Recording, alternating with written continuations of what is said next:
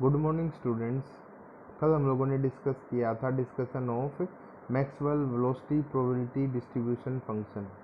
तो इसका डिस्ट्रीब्यूशन हम लोगों ने कल डिस्कशन किया था कि जो प्रोबेबिलिटी डिस्ट्रीब्यूशन फंक्शन हमारे पास निकलेगा उससे हम क्या क्या चीज़ें आगे और फर्दर के क्या क्या चीज़ें नोट कर सकते हैं, क्या क्या चीज़ें डिस्कस कर सकते हैं, वो कल कर चुके हैं हम। अब नेक्स्ट आज हमारा टॉपिक है नेक्स्ट, जो लास्ट इस यूनिट का है, हमें निकालनी है average speed, average velocity, mean value of speed, mean value of velocity और RMS value of speed and velocity.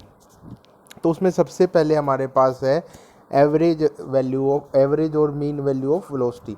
वो हमने कल भी डिस्कस किया था। जो हमने ये डिस्कशन किया था ना, उसमें जो फर्स्ट पॉइंट था उसमें हमने एवरेज और मीन वैल्यू ऑफ वेलोसिटी निकाला था कि वी एक्स हमारे पास किसके इक्वल हो गया।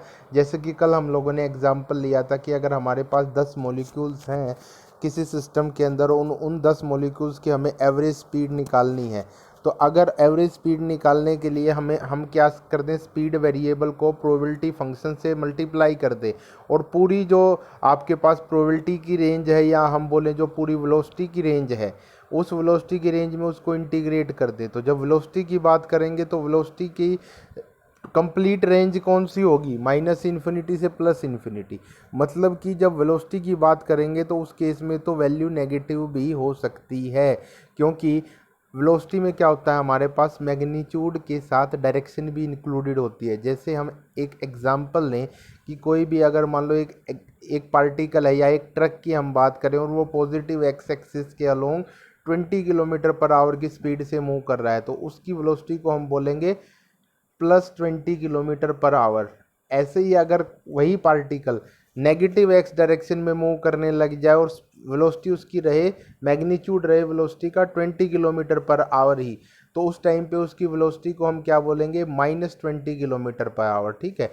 लेकिन जब हम स्पीड की बात करेंगे तो स्पीड में हमारे पास केवल मैग्नीट्यूड होता है, चाहे वो किसी भी डायरेक्शन में हो, चाहे वो पॉजिटिव एक्स में हो, चाहे नेगेटिव एक्स में हो, चाहे पॉजिटिव वाई में हो, नेगेटिव वाई में हो, पॉजिटिव जेड में हो, नेगेटिव जेड में हो, हम उसको वैल्यू को केवल मैग्नीट्यूड ही लेके चलेंगे। तो इसलिए स्पीड कभी भी नेगेटिव नहीं होती। ठीक है। तो इसलिए यहाँ पे वेलोसिटी है, तो वेलोसिटी के केस में हम इंटीग्रेशन करेंगे माइनस इन्फिनिटी से plus infinity, v x into p v x into d v x. और ये हम कल डिस्कस कर चुके हैं। तो इसकी वैल्यू कितनी निकल के आती है वी एक्स बार की, ये निकल के आती है 0 ही, क्योंकि हमने कल जो इंटीग्रल्स डिस्कस किए थे, जैसे हमारे पास कुछ स्टैंडर्ड इंटीग्रल्स हैं, वो हम यहाँ पे अप्लाई करेंगे। इंटीग्रल जो आर्टिकल 2.16 है हमारे पास, इस आर्टिकल 2.16 में जो इंटीग्रल I1 है, तो हम देखते हैं कि जो हमारे पास क्या होता है, जो आपके पास अगर limit of integration minus infinity से प्लस इन्फिनिटी है, देन इन दैट केस आपके पास क्या होगा, इस इंटीग्रल की वैल्यू क्या हो जाएगी, I1 की 0 हो जाएगी। तो यहाँ पे इसलिए वी एक्स बार की वैल्यू कितनी आ जाएगी, आपके पास 0 आ जाएगी वी एक्स बार की वैल्यू।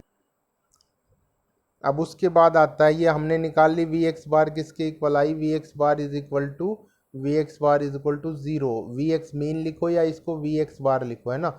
उसके बाद नेक्स्ट है mean value of the most probable speed. तो उसके लिए हमारे पास जो mean value of most probable speed होती है, अगर ये तो थी हमारे पास वेलोसिटी, अब हम स्पीड की बात कर रहे हैं। ठीक है। तो स्पीड के केस में क्या हो जाएगा, जो इंटीग्रल होगा आपका वो माइनस इन्फिनिटी से की बजाय क्या हो जाएगा, 0 टू इन्फिनिटी हो जाएगा। और उसको हम क्या कर देंगे, देखो स्पीड, जब आप स्पीड की बात करोगे तो पार्टिकल तो क्या है, जो पार्टिकल, कुछ पार्टिकल जैसे 10 मॉलिक्यूल्स हैं, उन 10 मॉलिक्यूल्स में से कुछ मॉलिक्यूल्स तो पॉजिटिव एक्स में मूव कर रहे हैं, कुछ नेगेटिव एक्स में मूव कर रहे हैं। ठीक है। तो इंक्लूड, तो मैग्नीट्यूड तो दोनों तरफ आपको मिल रहा है, पॉजिटिव एक्स की साइड भी, नेगेटिव एक्स की साइड भी।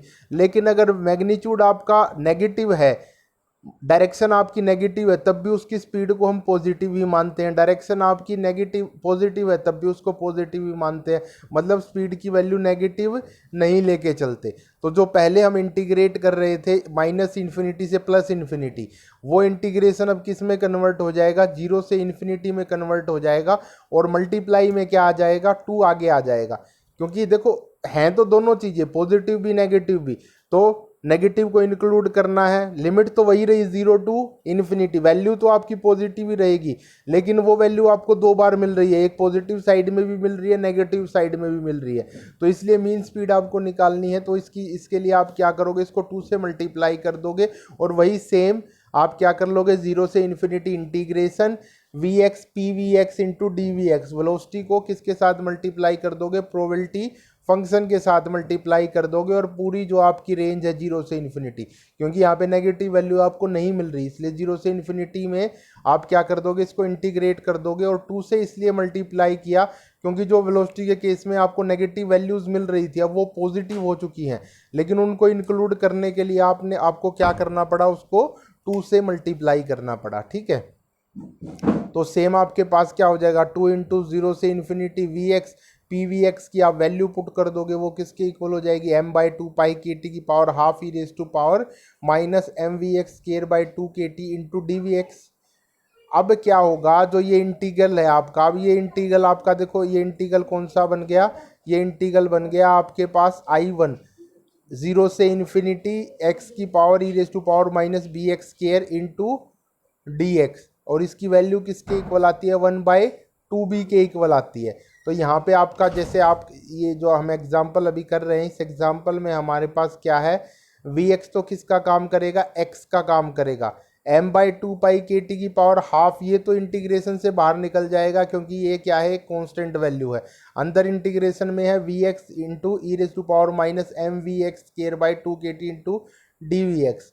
तो वी एक्स तो एक्स का काम कौन कर रहा है, उस इंटीग्रल के साथ हम कंपैरिजन करें, वी एक्स कर रहा है, और आपके पास यहाँ बी क्या बन जाएगा, m/2 के टी आपका क्या बन जाएगा, बी बन जाएगा, क्योंकि क्या था, e raise to power minus b x square था, तो एक्स का काम वी एक्स कर रहा है, तो एक्स स्केयर के कंपेरेटिव क्या बन जाएगा, वी एक्स स्केयर बन जाएगा। तो बी को क्या बचा यहाँ पे, m/2 के टी, और वैल्यू आंसर क्या आता है इस इंटीग्रल का, इसकी डायरेक्ट वैल्यू हम यूज करेंगे, तो डायरेक्ट इसकी वैल्यू होती है 1/2b, और 1/2b का मतलब हो गया 1/b की वैल्यू m/2 के टी था, तो 2 इंटू m/2 के टी हो गया। और जब फर्दर इसको फिर सोल्व करोगे आप, m की जो पावर से m की कट रही है, पाई की पावर से जो पाई की कट रही है, उसको सोल्व करके आपके पास वी एक्स बार की वैल्यू कितनी मिल जाएगी, √2 k T by pi M.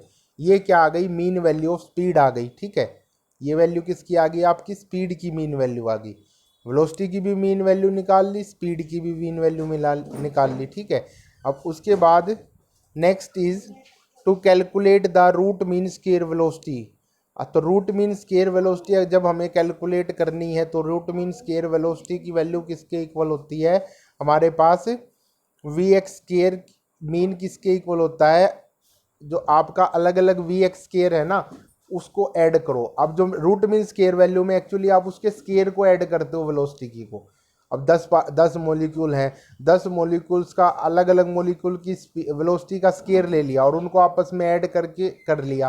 ठीक है, तो वो आपकी ऐड करके आपने किससे मल्टीप्लाई कर दिया, डिवाइड कर दिया 10 से, वो तो एक तरीका तो वो है।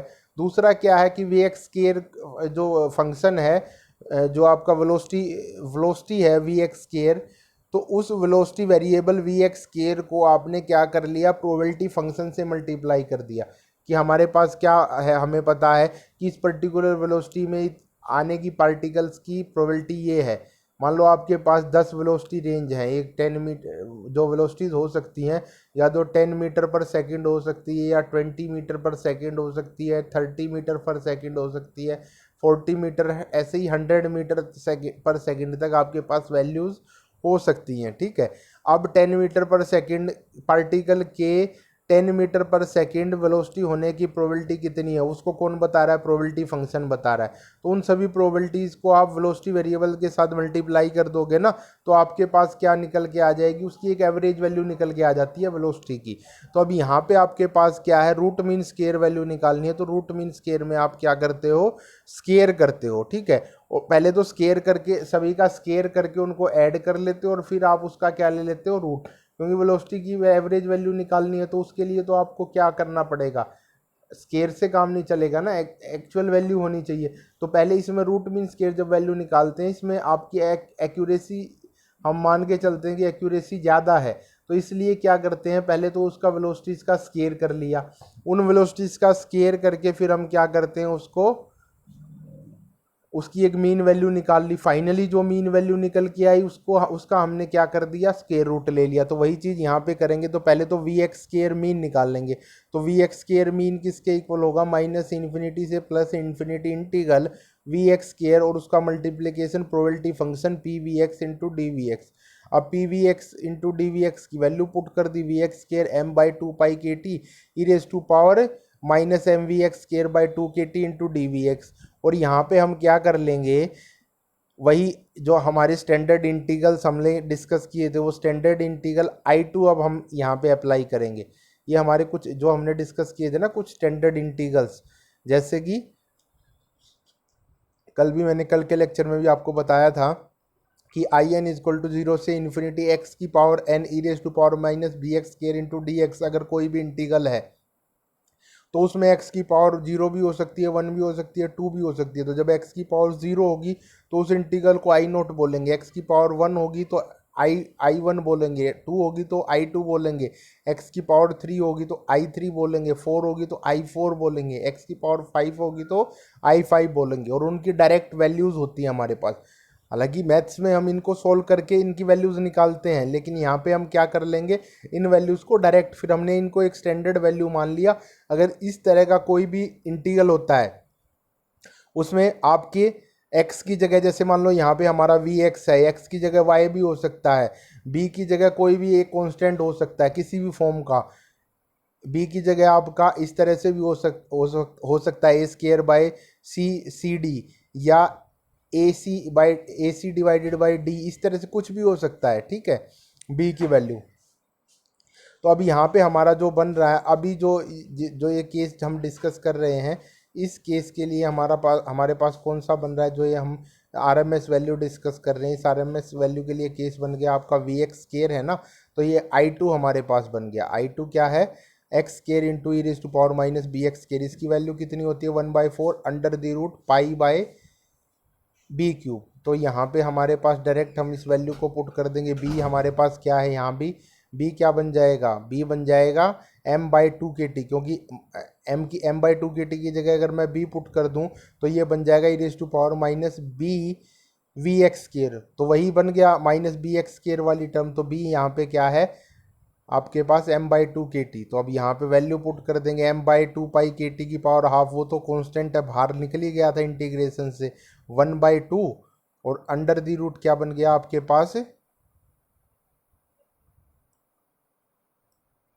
बन गया आपके पास पाई बाय m/2 KT की पावर 3।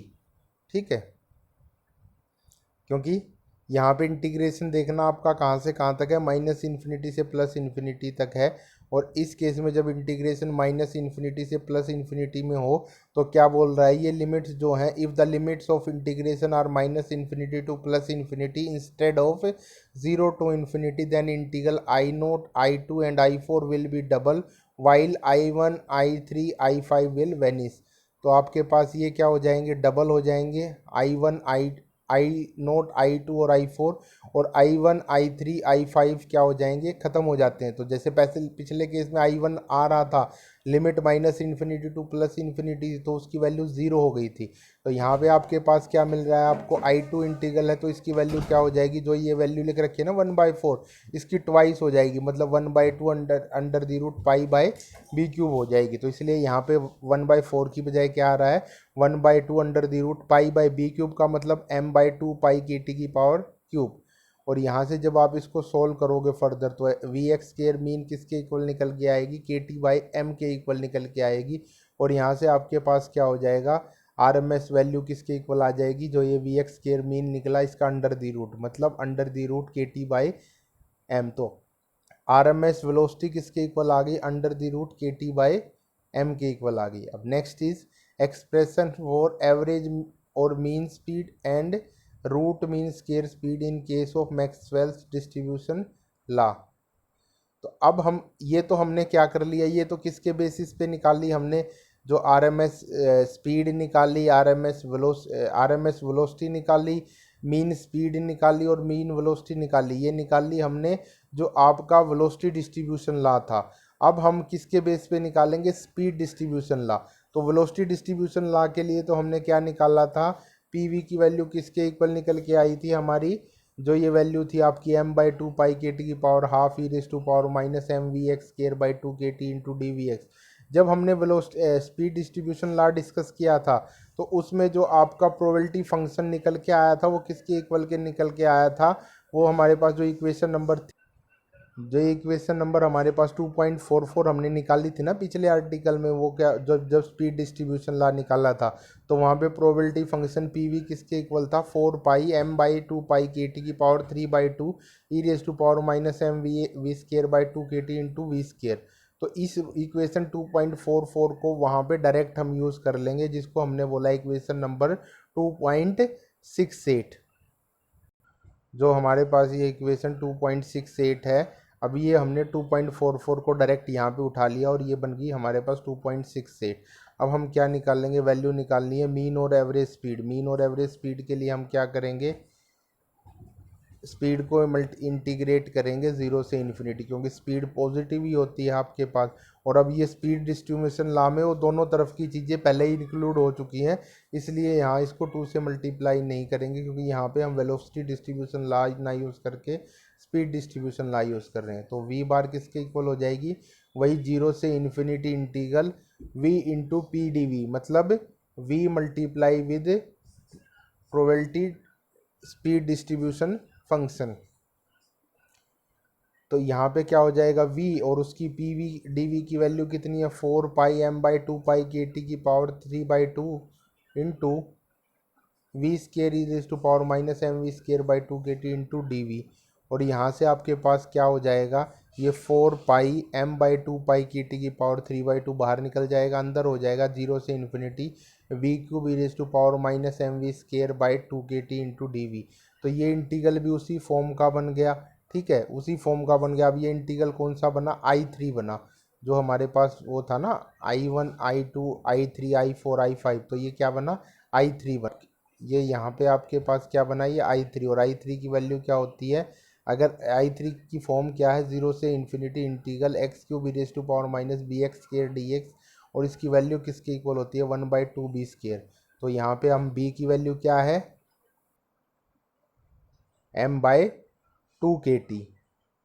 तो क्या हो जाएगा फिर, डायरेक्ट हम क्या कर देंगे, 1/2 भी स्केयर होता है, तो वहाँ यहाँ क्या कर देंगे, ये इस पूरे इंटीग्रल की वैल्यू किसके इक्वल हो जाएगी, 0 से infinity v cube e raise to power minus m v square by 2 k T d v की वैल्यू हो जाएगी 1/2 m/2 के टी का होल स्क्वायर, क्योंकि b क्या है आपके पास, m/2 के टी है, ठीक है। तो यहाँ से v बार किसके इक्वल आ गया, 4 पाई m/2 के टी की पावर 3/2, और जो इस इंटीग्रल की वैल्यू थी 1/2 m/2 के टी की का स्केयर। और जब आप इसको सोल्व करोगे कि m की जिस पावर से m की जो पावर कट रही है, सोल्व करने के बाद आपको मिल जाएगा average value of speed under the root 8 k T by pi M, ठीक है। ये आ गई आपकी एवरेज स्पीड। अब mean square RMS value of speed, mean square speed भी बोल सकते हैं उसको। मीन स्केयर स्पीड आपकी क्या हो जाएगी, मीन स्केयर स्पीड के लिए आप वही ट्रिक फॉलो करोगे कि आप क्या कर दोगे, पहले जो प्रोबेबिलिटी जो स्पीड वेरिएबल v से आपने प्रोबेबिलिटी फंक्शन को मल्टीप्लाई किया था, यहाँ पे आप क्या करोगे, स्पीड वेरिएबल के स्केयर से आप क्या करोगे, प्रोबेबिलिटी फंक्शन को मल्टीप्लाई करोगे। मतलब वी स्केयर को प्रोबेबिलिटी फंक्शन के साथ मल्टीप्लाई कर दोगे, उसको पूरी रेंज में इंटीग्रेट कर दोगे, उसके बाद जो आपकी निकल के क्या आ जाएगी, वी स्केयर की एवरेज वैल्यू निकल के आ जाएगी। और अब उस वी स्केयर की जो एवरेज वैल्यू निकल के आई उसको आप क्या कर दोगे, उसका अंडर दी रूट कर दोगे, उसका स्क्वायर रूट ले लोगे, तो आपके पास क्या मिल जाएगी, मीन स्केयर स्पीड मिल जाएगी। तो यहाँ पे वी स्केयर बार किसके इक्वल होगा, मीन स्केयर, जो आपकी mean value of v square क्या हो जाएगी, v square into p v d v, और पी वी डी वी की वैल्यू है 4 pi m/2 pi k T की power 3/2 v square e raise to power minus m v square by 2 k T into d we. अब यहाँ से फिर से क्या हो जाएगा, 4 pi m/2 pi k T की पावर 3/2 बाहर निकल जाएगा, अंदर बचेगा 0 से infinity v 4 e raise to power minus m v square by 2 k T into d we. अब ये इंटीग्रल कौन सा बन गया, I4 टाइप का बन गया, x की power 4 e raise to power minus b x square into d type का ये इंटीग्रल आपका बन जाएगा। और यहाँ पे b की वैल्यू कितनी होगी, वही m/2π/kt, और इसकी वैल्यू किसके इक्वल होती है I4 की वैल्यू किसके इक्वल आती है 3/8 under the root pi by b raise to power 5। तो b की वैल्यू है m/2kt, तो उसकी जगह वो पुट कर देंगे तो ये वैल्यू किसके इक्वल आ जाएगी,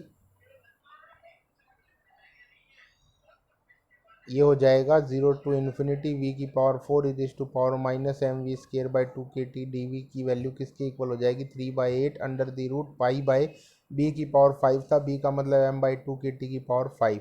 और एवरेज वैल्यू जो v² की थी वो किसके इक्वल हो जाएगी, इंटीग्रल की वैल्यू तो ये आ गई, और मल्टीप्लाई में क्या था 4π इंटू m/2π/kt की पावर 3/2 था, तो वही मल्टीप्लाई कर देंगे यहाँ पे v² बार किसके इक्वल हो जाएगा 4π m/2π/kt की power 3/2 into 3/8 pi by m/2π/kt की पावर 5। और जब आप इसको सोल्व कर लोगे, जिस पावर से जो कट रहा है उसको सोल्व करने के बाद आपके पास फाइनली बचेगा v² की एवरेज वैल्यू 3kt/m के इक्वल। ठीक है, तो ये आपके पास आ जाएगी मीन स्क्वायर स्पीड। तो ये निकल गई आपके पास रूट स्क्वायर स्पीड, ये तो मीन स्क्वायर स्पीड निकल गई, सॉरी मीन स्क्वायर स्पीड का मतलब हो गया आपने स्क्वीड के स्क्वायर का क्या निकाल लिया, मीन निकाल लिया। अब root mean square RMS value of speed की वैल्यू कितनी निकलेगी, अगर इस वैल्यू का जो आपकी ये इक्वेशन 2.70 आई, इसका अगर आप under the root square root ले लो तो ये निकल जाएगी आपके पास रूट मीन स्क्वायर स्पीड। और वी आर एम एस किसके इक्वल हो जाएगी अंडर द रूट 3kt/, जो वैल्यू निकली थी ना 3kt/m, ये क्या हो जाएगी इसका अंडर द रूट 3kt/m, और 3kt/m की power half, v r m s equal to under the root 3kt/m। ठीक है, अब हम अगर रिलेशन लिखना चाहें इनके बीच में वी मैक्सिमम, वी मीन और v r m s speed के, तो मोस्ट प्रोबेबल स्पीड और पीक स्पीड आपकी कितनी निकली थी अंडर द रूट 2kt/m। ठीक है, एवरेज स्पीड मीन स्पीड आपकी निकली ठीक है under the root 2 into kt/m था, अंडर द रूट 2 का मतलब 1.41 into under the root kt/m। ऐसे ही मीन स्पीड जो निकली थी आपकी, एवरेज स्पीड निकली थी वो 8kt/m निकली थी। तो ये इसका क्या हो जाएगा आपके पास under the root 8/π under the root kt/m, मतलब 1.59 into under the root kt/m। ऐसे ही जो आपकी square speed, mean square speed निकली थी वो 3kt/m निकली थी। और वी आर एम एस आपके पास निकली थी अंडर द रूट 3kt/m, मतलब अंडर द रूट बाहर अंडर द रूट 3kt/m, मतलब इसका 1.73 into under the root kt/m। तो अब हम इनकी रेशियो लें तो वो रेशियो क्या हो जाएगा अंडर द रूट kt/m, तो आपका पास सभी में कट जाएगा, बचेगा क्या v maximum ratio v mean ratio v r m s किसके इक्वल हो जाएगा 1.41 बच गया, वी पीक का रेशियो आपका उसका बच गया, जो एवरेज स्पीड था 1.59, और जो आपका आर एम एस था 1.73। तो यहाँ से आप क्या देखोगे कि वी मैक्सिमम सबसे कम है, वी मीन उससे ज़्यादा, और वी आर एम एस सबसे बड़ी है। और किसके, अगर आप इसको law of equipartition of energy से निकालते हो ना, तब भी इस वैल्यूज़ की यही रेशियोज आती हैं और इसी ट्रेंड को वो फॉलो करती है जो आपने यहाँ से निकाल ली है। ठीक है, तो इसी के साथ आपका ये टॉपिक भी ख़त्म हो जाता है और ये चैप्टर भी आपका यहाँ पे ख़त्म हो जाता है। नेक्स्ट क्लास में डिस्कस करेंगे। Thank you.